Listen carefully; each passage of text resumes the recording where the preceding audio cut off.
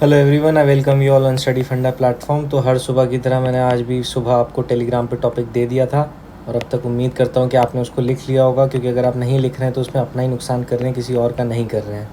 तो प्लीज़ लिखिए ताकि आपके हाथ पे राइटिंग आए, आप पेपर 2 में एक अच्छा स्कोर लेके आ पाए, क्योंकि बिना अच्छा स्कोर के आप फाइनल सिलेक्शन नहीं ले पाएंगे। और जब मैं ये वीडियो बना रहा हूँ, आई थिंक जब तक ये वीडियो सोल्यूशन आपके पास पहुँचेगा तब तक आई थिंक CAPF 2021 का रिज़ल्ट आ चुका होगा, मोस्ट प्रोबेबली, नहीं तो कल तक तो आ ही जाएगा 110%। बाकी जो CAPF 2021 के कैंडिडेट्स हैं उनको मेरी तरफ से all the best. I hope आप सबका नाम हो लिस्ट में। इसके अलावा जिनको नहीं पता है कि मैं क्या बोल रहा हूँ, तो वो टेलीग्राम पे जाके स्टडी फंडा सर्च करिए। वहाँ पे एक स्टडी फंडा नाम का चैनल होगा, उसको सर्च करिए। 25K प्लस सब्सक्राइबर्स वाला चैनल है, उसको ज्वाइन कर लीजिए। वहाँ रेगुलर मॉर्निंग में आपको टॉपिक्स मिलते रहेंगे।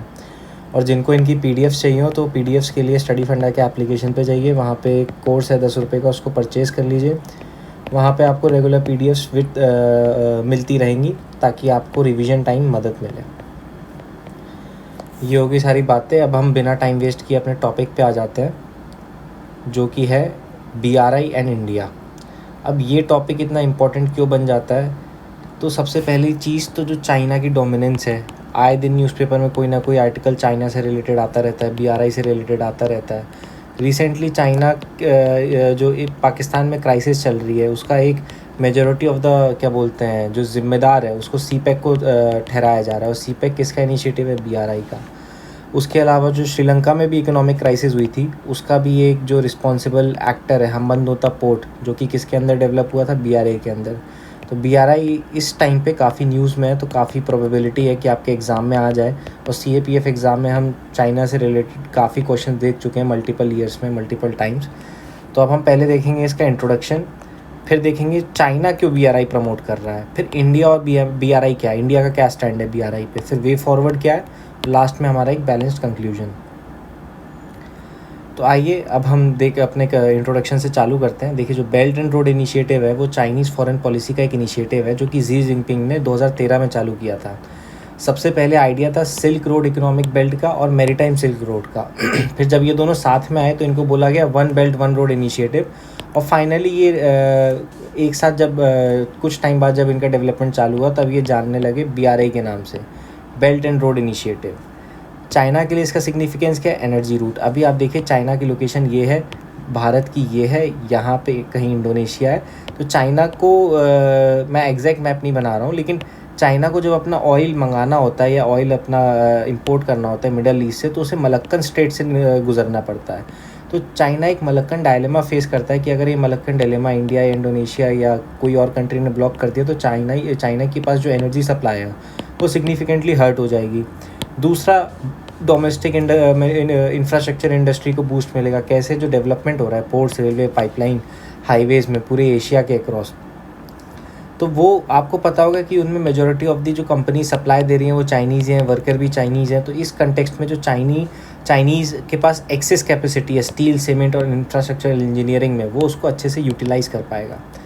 तीसरा, चाइना काउंटर कर पाएगा नए ट्रेडिंग नॉर्म्स और रिजीम को। फॉर एग्जांपल, चाइना compete कर पाएगा Transatlantic Trade and Investment Partnership, जो कि US और अदर यूरोपियन कंट्रीज़ के साथ है, ट्रांस पैसिफिक पार्टनरशिप के साथ, और कोई भी फ्यूचर मैकेनिज्म जो कि नए ट्रेडिंग नॉर्म एस्टेब्लिश करने की कोशिश कर रहा है। तो चाइना के लिए इसके ये 3 सिग्निफिकेंस हैं।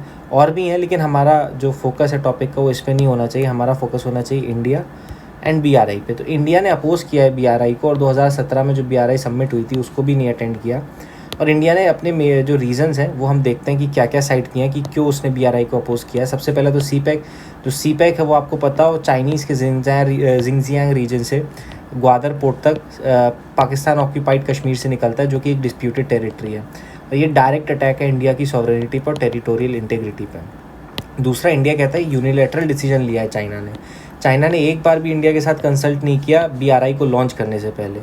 तीसरा, ट्रांसपेरेंसी इश्यूज़। इंडिया ने कई सारे ट्रांसपेरेंसी इश्यूज़ हाईलाइट किए हैं, जैसे कि भाई जो प्रोजेक्ट के नॉर्म्स होते हैं या जो गाइडलाइंस होती हैं या जो कंडीशंस होती हैं वो ओपेक है, वो दुनिया के सामने नहीं है। जो डेब्ट रीपेमेंट सिस्टम है वो भी नहीं पता है वर्ल्ड को कि कैसे चल रहा है। तो कई सारे ट्रांसपेरेंसी इश्यूज़ हैं।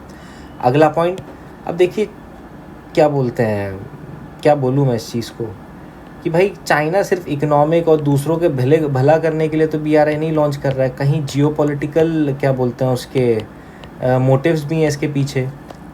US ने या फिर जो इंडिया का सिक्योरिटी स्ट्रक्चर है उसने इसको नाम दिया है स्ट्रिंग ऑफ पर्ल्स पॉलिसी, जिससे चाइना इंडिया को कंटेन कर रहा है और इंडिया का जो इन्फ्लुएंस वाला रीजन है, इंडियन ओशन रीजन, उसमें चाइना अपनी डोमिनेंस बढ़ा रहा है और इंडिया को इंडियन ओशन रीजन में क्या बोलते हैं आइसोलेट करने की कोशिश कर रहा है। तो अब कैसे हम इसको काउंटर कर सकते हैं? तो सबसे पहला तो हम B3W इनिशिएटिव को यूज़ कर सकते हैं। B3W इनिशिएटिव्स को हम कैसे यूज़ कर सकते हैं? देखिए, एक बिल्ड बैक बेटर वर्ल्ड को हम यूज़ कर सकते हैं B3W को, जो कि 47th G7 समिट में अनाउंस हुआ था चाइना को काउंटर करने के लिए। ये क्या करेगा, अब तक जो डेवलपिंग कंट्रीज़ थी उनके पास कैसे बताऊँ आपको, अब तक जितनी भी डेवलपिंग कंट्रीज़ हैं उनके पास उनकी तरफ से एक वैक्यूम रहा है, मतलब पूरी वर्ल्ड की तरफ से उनके इंफ्रास्ट्रक्चर प्रोजेक्ट में कोई इन्वेस्टमेंट नहीं दे रहा है। तो इस कंडीशन में क्या है भाई, चाइना ने उस वैक्यूम को यूटिलाइज़ किया और अपनी इन्वेस्टमेंट वहाँ करनी चालू कर दी। तो B3W इनिशिएटिव्स के थ्रू हम ये जो वैक्यूम है इसको मिटा सकते हैं और एक काउंटर पेश कर सकते हैं, एक ऑल्टरनेटिव पेश कर सकते हैं BRI को। ब्लू डॉट नेटवर्क, आप देखिए मल्टी स्टेक होल्डर इनिशिएटिव्स है जो कि US, जापान और ऑस्ट्रेलिया ने बनाया है। ये बेसिकली क्या कर रहा है, हाई क्वालिटी और ट्रस्टेड स्टैंडर्ड्स दे रहा है इंफ्रास्ट्रक्चर डेवलपमेंट के लिए, ताकि जो डेवलपिंग कंट्रीज़ हैं वही एक ऑल्टरनेट प्रोवाइड कर रहा है BRI को। ग्लोबल गेटवे यूरोपियन यूनियन का इनिशिएटिव है जो कि ग्लोबल गेटवे के नाम से लॉन्च हुआ है। ये भी इंफ्रास्ट्रक्चर डेवलपमेंट पे फोकस करता है डेवलपिंग कंट्रीज़ पर। ये भी एक ऑल्टरनेट दे रहा है BRI को। अगर इंडिया चाहे तो इन सबको यूटिलाइज़ कर सकता है और एक कॉन्क्रीट ऑल्टरनेटिव प्रोवाइड कर सकता है BRI के अगेंस्ट, ताकि जो कंट्रीज़ डेप्थ में जा रही हैं, पाकिस्तान हो गए, चाइना हो गए, जो इंस्टेबिलिटी इंडियन ओशन रीजन में बन रही है, बांग्लादेश भी बिल्कुल उसी रास्ते पे चल रहा है अभी, इसको काउंटर कर पाए और इनको एक ऑल्टरनेटिव डेवलपमेंट फ़ंड प्रोवाइड कर पाए, ताकि चाइना का जो इन्फ्लुएंस है वो लिमिट हो जाए और इतना ज़्यादा एक्सटेंडेड ना हो। क्योंकि अगर चाइना का इन्फ्लुएंस इंडियन ओशन रीजन में इतना ज़्यादा बढ़ जाएगा तो इंडिया के स्ट्रैटेजिक इंटरेस्ट और जियोपॉलिटिकल इंटरेस्ट कहीं ना कहीं हर्ट होंगे। तो इंडिया इन सबको यूज़ कर सकता है ताकि वो अपने इंटरेस्ट को प्रिजर्व कर सके। ये एक वे फॉरवर्ड हो गया। अब हम एक कंक्लूजन देखेंगे। देखिए, China in order to go ahead and protect its own interest has put in place a network of investment which has led to several low and middle income countries in severe debt। इसका classic example अभी मैंने बताया श्रीलंका, कि भाई China ने अपने interest के लिए BRI को रखा है, एक नेटवर्क ऑफ इन्वेस्टमेंट बना रखा है, जिससे कई सारे लो और मिडिल इनकम कंट्रीज़ किसमें नुकसान में जा रहे हैं, उधारी में डूब जा रहे हैं। श्रीलंका क्लासिक एग्जांपल है कि भाई आप वो दृश्य देख रहे थे जब प्रेसिडेंट हाउस में लोग घुस गए थे और हल्ला बचा रहे थे, पूल में नहा रहे थे, तो ये हालत कर दी है BRI प्रोजेक्ट ने। There are ways to deal with it but any individual country can not go ahead and provide an alternative to BRI, but the larger and stronger economies can come together to find a way ahead. इसका मतलब क्या है भाई, कोई एक देश जैसे India, जो चाइना का इकोनॉमिक क्लाउट है वो इतना बड़ा नहीं है कि जो इंडिया का इकोनॉमिक क्लाउट है वो इतना बड़ा नहीं है कि चाइना के BRI को अकेले काउंटर कर पाए। बट अगर इंडिया लाइक माइंडेड कंट्रीज़ के साथ कोलैबोरेट करे तो सब्सटेंशियल ऑल्टरनेट प्रोवाइड कर सकता है BRI के अगेंस्ट और चाइना को टक्कर दे सकता है। तो ये हो गया हमारा कंक्लूजन। आई होप आपको आज का सेशन समझ में आया होगा। इस सेशन के जो वे फॉरवर्ड्स हैं और जो कंक्लूजन्स हैं वो एक पर्सपेक्टिव आता है राज्यसभा पे। RS TV आई थिंक अब तो सब एक हो गया है, संसद TV हो गया अब तो, उस पर एक पर्सपेक्टिव करके आता है, वहाँ से ये मैंने वे फॉरवर्ड कंक्लूजन उठाए हैं। क्योंकि पर्सपेक्टिव्स पे कई सारे एक्सपर्ट्स आते हैं जो कि अपने व्यूज़ रखते हैं, और अगर आप उन एक्सपर्ट्स के व्यूज़ रख रहे हो, उन एक्सपर्ट्स के पॉइंट्स को कंक्लूजन रख रहे हो, तो सब्सटेंशियली आपके मार्क्स इंक्रीज़ हो जाएंगे। तो आई वुड सजेस्ट कि आप लोग पर्सपेक्टिव भी देखना चालू करें, सांसद TV पे आता है, ताकि आपको मदद मिले। तो आज के लिए बस इतना ही। I thank you very much and wish you all the best for CAPF AC 2023। I wish कि आप सब लोगों का सिलेक्शन हो जाए, और अभी जो 2021 का रिज़ल्ट आने वाला है उनको भी all the best. Thank you very much.